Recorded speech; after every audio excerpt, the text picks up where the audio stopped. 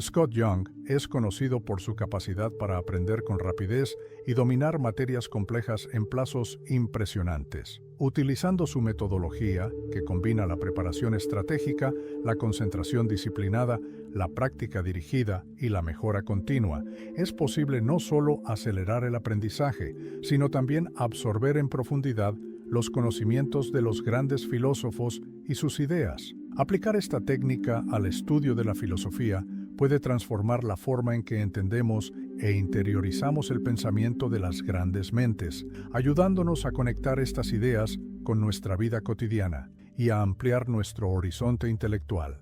Del mismo modo que para planificar una larga caminata hay que trazar rutas y preparar provisiones, el estudio de la filosofía comienza con una buena preparación.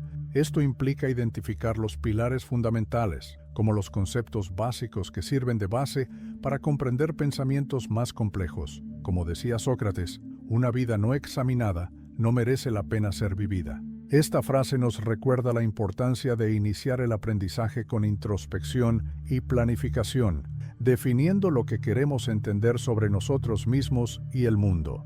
Para ello, es esencial trazar un mapa de aprendizaje que incluya los temas esenciales, como ética, metafísica y epistemología, así como textos introductorios, como La República de Platón, antes de pasar a obras más densas, como Ser y Tiempo de Heidegger. Establecer objetivos claros es otra parte vital de esta preparación. Si el objetivo es comprender la ética aristotélica, por ejemplo, hay que empezar explorando los conceptos de virtud y eudaimonia, plenitud, antes de sumergirse en la aplicación práctica de sus ideas. Del mismo modo, al estudiar a Descartes, entender su máxima «pienso, luego existo», como punto de partida para un análisis más amplio de la duda metódica, puede evitar futuras confusiones. Sin embargo, como advierte Young, una preparación excesiva puede llevar a la procrastinación. Planificar demasiado sin actuar es como quedarse en la idea socrática de preguntar, sin emprender nunca la acción necesaria para encontrar respuestas. Por eso es crucial limitar la fase de preaprendizaje al 10% del tiempo total de estudio, creando un equilibrio entre la planificación y la ejecución.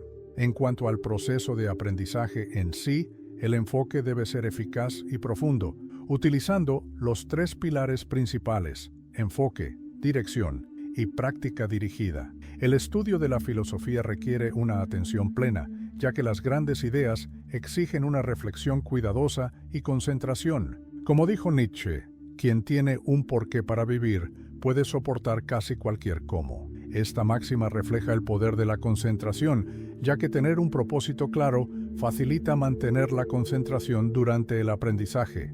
Para maximizar la concentración, es esencial eliminar las distracciones externas, como las interrupciones del entorno, y las internas, como las dudas y las ansiedades. Practicar la atención plena, quizá a través de la meditación, puede ser una herramienta poderosa, como sugiere el propio Young. Un ejemplo práctico es el estudio de Nietzsche, cuando profundiza en conceptos desafiantes como el eterno retorno o el superhombre. Dedique bloques de tiempo específicos, como de 25 a 50 minutos, a la lectura y la meditación profunda. Durante estas sesiones, elimine las interrupciones externas y reflexione sobre cómo estos conceptos pueden aplicarse a su vida. Asimismo, divida el estudio en partes más pequeñas. Cuando estudies más allá del bien y del mal, por ejemplo, céntrate primero en comprender la crítica de Nietzsche a la moral tradicional antes de pasar a sus propuestas para reevaluar los valores humanos. Además de centrarse, es esencial que el aprendizaje tenga una dirección clara. La filosofía no es solo teórica, debe ser práctica y transformadora. Como escribió Kant, la experiencia sin teoría es ciega, pero la teoría sin experiencia es mero juego intelectual. Esta frase nos recuerda que debemos conectar las ideas filosóficas con el mundo real. Por ejemplo, al estudiar la alegoría de la caverna de Platón, reflexiona sobre su relación con los retos actuales de la desinformación en las redes sociales. Pregúntate, ¿quiénes son los prisioneros de la caverna en el contexto moderno? ¿Y cómo pueden los iluminados ayudar a los demás a ver la luz? Escribir resúmenes o análisis críticos es también una forma práctica de consolidar el aprendizaje. Después de leer El Príncipe de Maquiavelo, por ejemplo, podrías escribir un texto analizando cómo se aplican los conceptos de poder y liderazgo al entorno empresarial actual. Además, comprometerse activamente con las ideas a través de debates y discusiones amplía la comprensión. Si has estudiado ética kantiana, intenta explicar tus ideas sobre el imperativo categórico a otra persona y debatir cómo se aplica a dilemas morales modernos, como el uso de la inteligencia artificial. Practicar la filosofía no es solo leer, sino aplicar los conocimientos. Un ejemplo sería utilizar los principios de la ética utilitarista de John Stuart Mill para evaluar un dilema real, como la asignación de recursos en los sistemas de sanidad pública. Este tipo de práctica dirigida permite interiorizar los conceptos, conectándolos con el mundo real de forma significativa.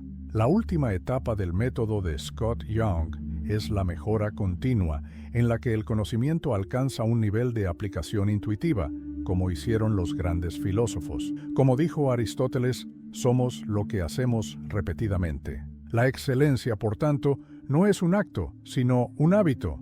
Consolidar el aprendizaje mediante la relectura, la revisión y la práctica continuas es esencial para transformar el conocimiento en sabiduría práctica. Además, esta etapa implica creatividad e innovación. Al igual que Nietzsche cuestionó los valores tradicionales y propuso nuevas formas de pensar, tú puedes utilizar tu base filosófica para proponer soluciones a los problemas contemporáneos.